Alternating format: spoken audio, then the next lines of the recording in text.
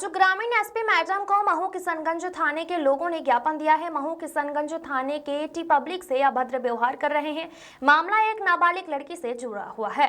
उसको 3 लोग उठाकर ले गए और 2-3 दिन अपने खेत में पास में बना मकान में वहां रखा और उसके साथ नशीली चीज खिलाकर और नाबालिग लड़की के साथ दुष्कर्म किया। बाद में नाबालिग लड़की के पिता को जानकारी लगी तो पिता ने कुछ लोगों से मदद की गुहार लगाई और थाने में रिपोर्ट दर्ज कराई, लेकिन पुलिस रिपोर्ट नहीं लिख रही थी। पुलिस आरोपियों को बचाने की कोशिश कर रही थी। यह सब जानकर इस बात से खफा होकर परिवारजनों ने एसपी को ज्ञापन सौंपा। आईटीआई के विरुद्ध एसपी मैडम ने तुरंत निष्पक्ष जांच करने के विरुद्ध कार्रवाई करने का आश्वासन दिया है। मनोज सालुंके की रिपोर्ट। खाना खा रहे थे, एकदम हमको तो पता नहीं है कि कुछ हुआ। हमारा भैया घर में सोया हुआ था और एकदम से आया, दरवाज़ा बजाया। हमने बोला कौन है, तो एकदम से हमारे घर में सब औरत आदमी कॉलोनी की पूरी भीड़ लेकर आ गया और बोला तेरा लड़का कहाँ है। वो कुलदीप ठाकुर और वो अमृता शर्मा और उसका पति राजकुमार। ये हमने बोला क्या हुआ, तो वो बोलता है तेरे छोरे ने काम करा। मैंने क्यों, मेरा छोरा का ऐसा करता नहीं है। आज तक 15 साल हो गए हमको। किसी मल्टी में पूछ लो कि मेरा बच्चा ऐसा है, तो मेरे को धक्का मारा, इसका ऐसा बाल पकड़ के खींच के ले गए और मैं छुड़ाने गई तो मेरे को लात मारा, चेम्बर पे गिरा। इसको लेके थाने पे गए थे आप? थाने पे तो वो इसके दोस्त छुड़ाने गया, हमने कहा बचाओ बचाओ, तो इसका दोस्त छुड़ाने गया तो उसको मारपीट करा जब तक कि इसका ये भागा। बचाओ में थाने पे गए, थाने पे गया तो हमारी सुनवाई नहीं करी। मैंने कहा मेरा बच्चा इनको लेके गया। क्या बर्ताव रहा? वो बहुत गंदा बर्ताव। रोटियाई बोलता है तेरे लड़के ने कुछ काम करा तो भगा बोले, और जिसके साथ भीड़ रहती है वो लोग सच्चे रहते हैं। मेरे को बोला कि बुड्ढी तेरा क्या बोले, इस उम्र में गाली गलौज भी थी। क्या नाम है आपका? सावित्री जोशी। टीआई बोलता है कि जिसके साथ भीड़ रहती है वो। भैया आप बोल देना। आप चलो लगा इसमें लगा दे। ये लगा दो ना, आप सब अलग अलग तक बांटे।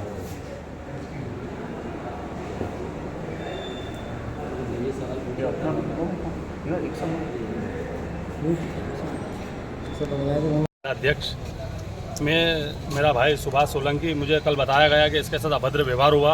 उसके कारण एसपी साहब मैडम के यहाँ आवेदन दिया। फिर हमने और मैडम से निष्पक्ष जांच करने का बोला गया। मैडम ने बोला बिल्कुल टीआई साहब के ऊपर कार्रवाई करेंगे और देखेंगे क्या है, क्या गलत है, क्या सही है। टीआई साहब का एक हमें रुतबा बिल्कुल पसंद नहीं है। जैसे वो क्या है, कोई भी आदमी एफआईआर करवाना आता है तो सबसे पहले तो उसकी काउंसलिंग करना चाहिए टीआई साहब को कि वास्तविकता में विवाद हुआ है या ना हुआ है। ये बिना काउंसलिंग करे ही टीआई साहब एफआईआर करवा देते हैं। हालांकि कोई भी आरक्षक हो या फिर एसपी, कोई भी अधिकारी हो, बिना टीआई साहब के इन्फॉर्मेशन लिए एफआईआर तो कर नहीं सकता है। तो फिर झूठी एफआईआर कैसे हो जाती है? बिना, आपका कहना मतलब बिना जांच पड़ताल के एफआईआर हो जाती है। बस मैं इतना ही गुजारिश करता हूँ कि कोई भी एफआईआर हो उसकी पहले काउंसलिंग कर ली जाए, जिससे ताकि जनता में सही आक्रोश बना रहे और सही आदमी के ऊपर एफआईआर हो, ताकि गलत आदमी के ऊपर एफआईआर हो, कोई परेशान ना हो। चलाते हैं तो क्या उनके भी हो जाती है? और मैंने सुना है कि कई पत्रकार, जैसे हमारे पिकडम्बर वाले संदीप ठाकुर जी, उनके ऊपर भी एक झूठी एफआईआर हो गई है। मुझे इसकी भी जानकारी अभी 8 दिन पहले मिली थी। बस मैं, आपका नाम? गोकुल पवार बागरी, पांडव सेना जिला अध्यक्ष राव। महू किशनगंज थाने में और आपने एसपी महोदया को जो आवेदन दिया है वो शिकायत की, इस बारे में बताइए क्या मामला है? एसपी मैडम को जो शिकायत की हमने, कल हम 11 बजे थाने पहुँचे।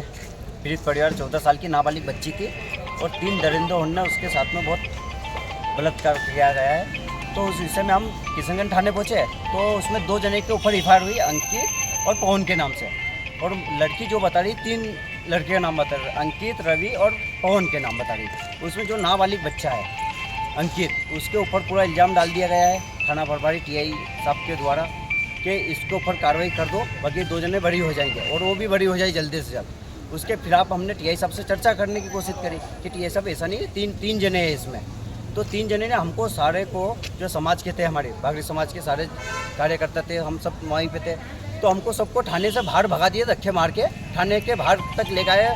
बदतमीजी करी टीआई साहब ने बहुत ज़्यादा वहाँ पर। और कई मामले हैं इससे पहले, 10 महीने पहले 16 साल की नाबालिग बच्ची थी, उसके भी खिलाफ, मतलब लड़के का हाथों का लड़का था, उसके खिलाफ हमने आवेदन दिया था और एफआईआर भी करवाई थी।